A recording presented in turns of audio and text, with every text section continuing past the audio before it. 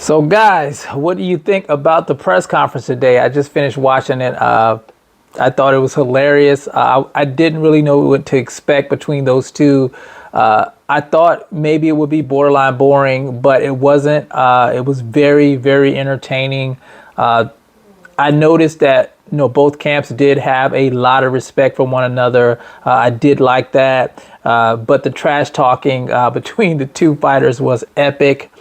And I think that made for a great press conference. When you have egos like both of these guys do, both of those guys think they're the best in the world. You're going to have, the back and forth kind of jaw jacking. Now, I would say that it wasn't any animosity between the two. I think it was all in fun.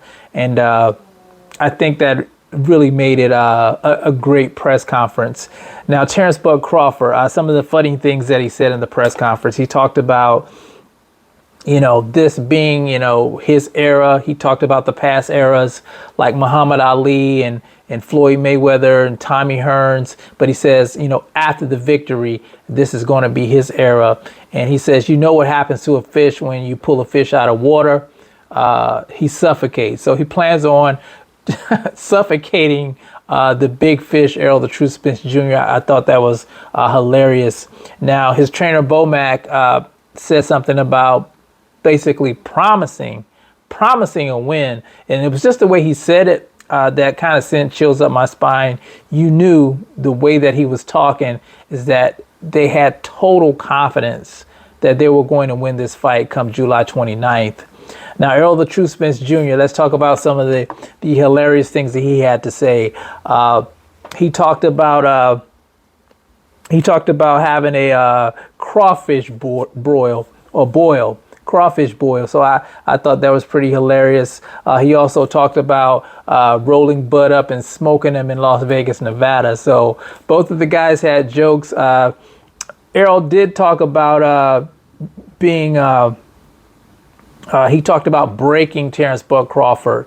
You guys know how Errol is relentless in the ring.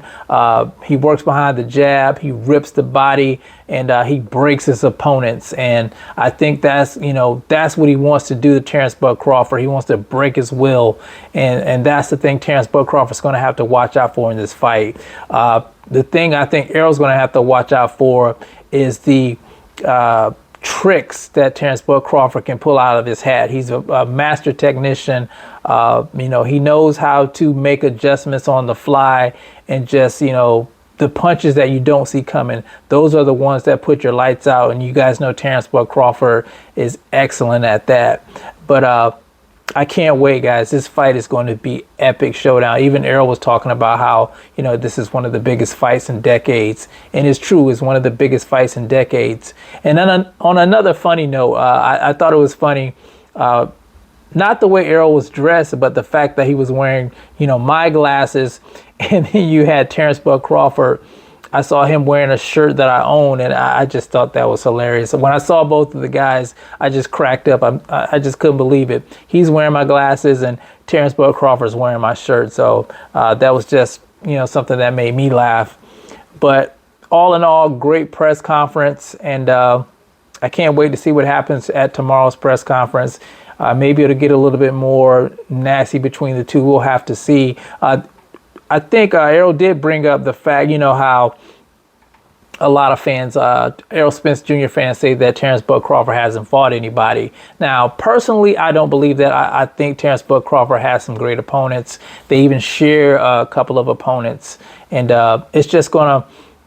But that really doesn't matter in my book. I think it's just going to come down to who's the better fighter come July 29th. Whose skill set is going to prevail. Like I said, both of the guys have special skill sets. They have a little bit of similarities, but there's a lot of differences in there as well. And whoever execute the game plan better, they're going to come out on top. And you guys know this fight has huge implications. Not only will the winner be the undisputed champion at 147, but they'll be the first undisputed champion at 147 in the four-belt era. And they'll also be seen as the best fighter in the world. So that's big. And it's one of those things that you just can't miss, guys. So if you're not going to the fight, make sure you order the pay-per-view. I'm going to the fight, so this one I didn't want to miss. It cost me a little bit, but I think it's well worth it. But really did enjoy the press conference today. Got me even more excited for the fight. But you guys tell me what you think about the press conference today. Did it change your mind on, who you're picking? Did you see someone maybe having, a little bit more confidence than the other? You guys let me know about that in the comment section. It's the CMB. I'll talk to you guys in the next one. And I'm out. Peace.